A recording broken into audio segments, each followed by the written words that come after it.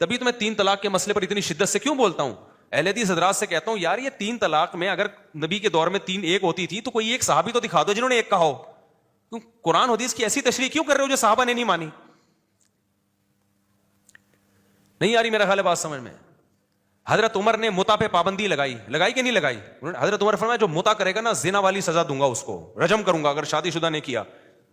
اب شیعہ حضرات فوراً وہ دلیل دیتے ہیں جابر بن عبداللہ والی کہ ہم نبی کے دور میں متع کرتے تھے, ابو بکر کے دور میں کرتے تھے, عمر نے پابندی لگا دی.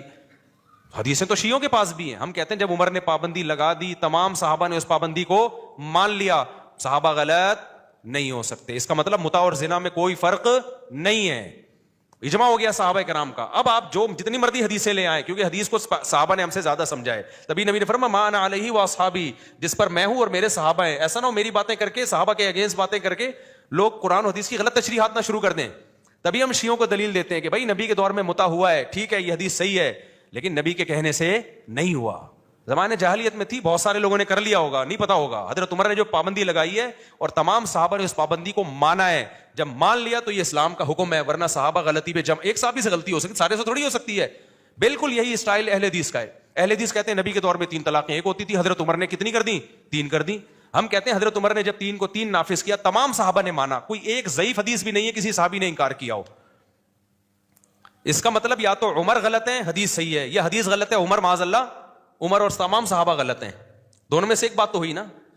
تو اگر آپ کہو کہ حدیث تو صحیح ہے, حدیث سے یہی پتہ چلتا ہے ایک مجلس کی 3 ایک ہوتی ہیں, عمر نے غلط فیصلہ کیا, صحابہ نے اس غلط فیصلے کو مان لیا, اٹ مینس کہ آپ ما انا علیہ و اصحابی میں سے اصحابی کو کیا کر رہے ہو؟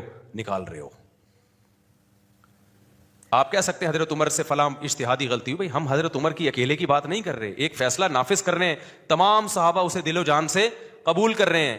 اس کا مطلب حضرت عمر نے حدیث کی مخالفت کی ہی نہیں ہے, بلکہ حدیث کا وہ مطلب نہیں ہے جو آپ سمجھ رہے ہو. جیسے شیعہ متع والی حدیثوں کا جو مطلب صحیح نہیں ہے, جو مطلب ہے صحیح مطلب وہ بیان نہیں کر رہے, وہ بس کہہ رہے ہیں نبی کے دور میں متع ہوا ہے تو حلال ہے.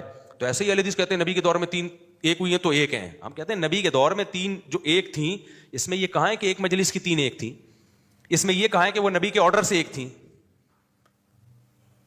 ہر کام نبی کے دور میں جو ہوا ہے وہ اسلام تھوڑی ہے. وہ اسلام جب ہے جب نبی کے آرڈر پہ ہوا ہو, یا نبی کی موجودگی میں ہوا ہو, نبی کے علم میں ہوا ہو. سمجھ میں آ رہی ہے بات کہ نہیں آ رہی؟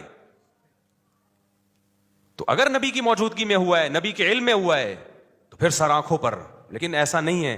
نبی کی کو جب 3 طلاقوں کا پتہ چلا نا کہ ایک صحابی نے اکٹھی 3 طلاق دی, آپ تو غضبناک ہو کے کھڑے ہو گئے اور فرمایا اللہ کی کتاب سے کھیلا جا رہا ہے, میں تمہارے درمیان موجود ہوں. ایک صحابی نے کہا یا رسول اللہ میں اس کی گردن نہ اڑا دوں.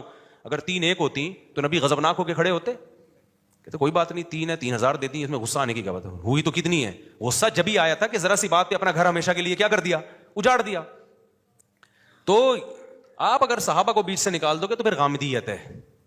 پھر غامدی صاحب بہترین دین کو ایکسپلین کر رہے ہیں, کیونکہ وہ ایکچولی کر کے ہر آیت میں انہوں نے اپنے ایک مفہوم بیان کیا ہے. تو آپ اگر صحابہ کو نکال دیتے ہو تو پھر قرآن و سنت تو بھائی پھر جو جس کے منہ میں آئے گا وہ قرآن و سنت کے نام پہ تشریح کرے گا, جو کہ ہو رہا ہے مارکیٹ میں.